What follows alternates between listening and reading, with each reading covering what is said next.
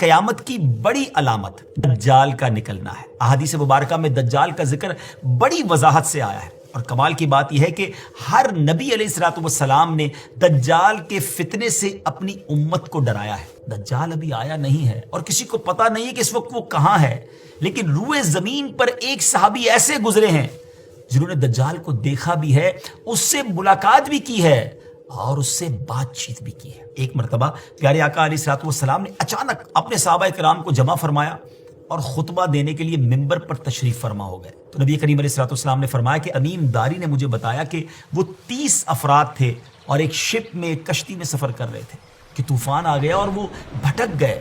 تقریباً مہینہ بھر وہ سمندر میں گھومتے رہے اور ایک دن سورج غروب ہونے کے وقت ایک نامعلوم آئلینڈ پر پہنچے۔ انہیں وہاں سیاہ رنگ کی مخلوق نظر آئی جس کے جسم پر بال بہت زیادہ تھے۔ انہوں نے اس سے پوچھا کہ تم کون ہو؟ اس نے کہا میں جاسوس ہوں۔ تو کہا کہ ہمیں اپنے بارے میں کچھ بتاؤ۔ اس نے کہا کہ نہ میں تمہیں کچھ بتاؤں گا نہ تم سے کچھ سنوں گا، تم اس بت خانے میں جاؤ، وہاں ایک شخص تمہارا بڑی بے چینی سے ویٹ کر رہا ہے، وہی تمہیں کچھ سنائے گا بھی بتائے گا بھی۔ پھر وہ سب اندر چلے گئے۔ وہاں ایک شخص سختی کے ساتھ زنجیروں میں جکڑا ہوا تھا۔ اس نے پوچھا کہ تم لوگ کون ہو اور کہاں سے آئے ہو؟ جواب دیا کہ شام سے آئے ہیں۔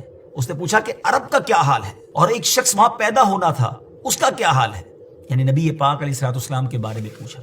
صحابہ کرام نے کہا کہ وہ اچھے حال میں ہیں اور ابتدا میں ان کی مخالفت ہوئی، مگر اب تو تمام عرب پر وہ غالب ہو گئے ہیں۔ اس نے کہا اچھا زغر کے چشمے کا کیا حال ہے؟ انہوں نے جواب دیا کہ وہ بھی اچھی حالت میں ہے، لوگ اس سے پانی پیتے ہیں، اس سے کھیتی باڑی بھی کرتے ہیں۔ پھر اس نے پوچھا کہ عمان اور بیسان کی کھجوروں کا کیا حال ہے؟ انہوں نے کہا کہ اس میں ہر سال پھل آتے ہیں۔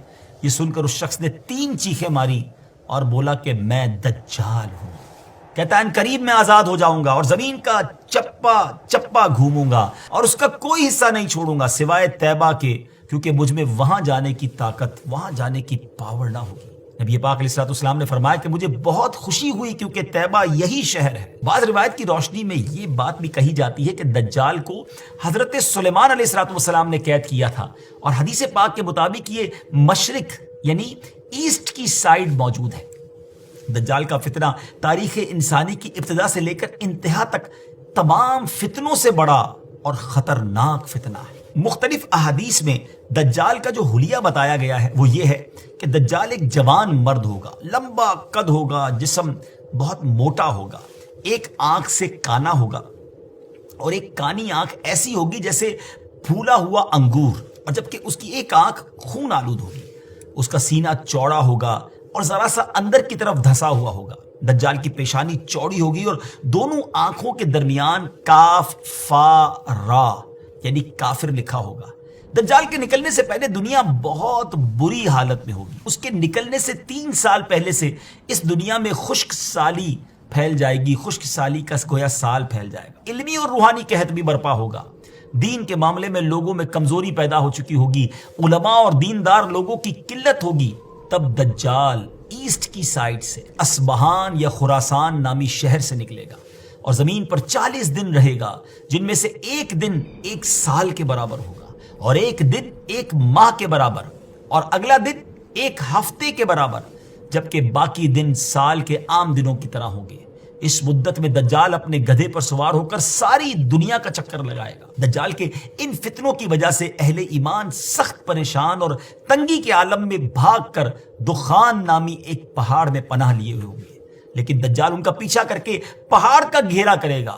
تب اللہ پاک حضرت سیدنا عیسیٰ علیہ نبینا علیہ الصلوۃ والسلام کو نازل فرمائے گا۔ جب حضرت عیسیٰ علیہ الصلوۃ والسلام اس دنیا میں آ جائیں گے تو ان کو دیکھتے ہی دجال ایسے گھلے گا، میلٹ ہوگا، جیسے پانی میں نمک گھلتا ہے، میلٹ ہوتا ہے۔ آپ علیہ الصلوۃ والسلام دجال کو مقام لد پر قتل کریں گے اور اس کے فالوورز میں سے ایک بھی کسی کو بھی زندہ نہیں چھوڑیں گے۔ یہ فتنہ بہت شدید ہوگا ناظرین۔ نبی پاک علیہ الصلوۃ والسلام نے فرمایا جو سورہ کہف کی پہلی 10 آیتیں یاد کرے گا دجال کے فتنے سے محفوظ رہے گا۔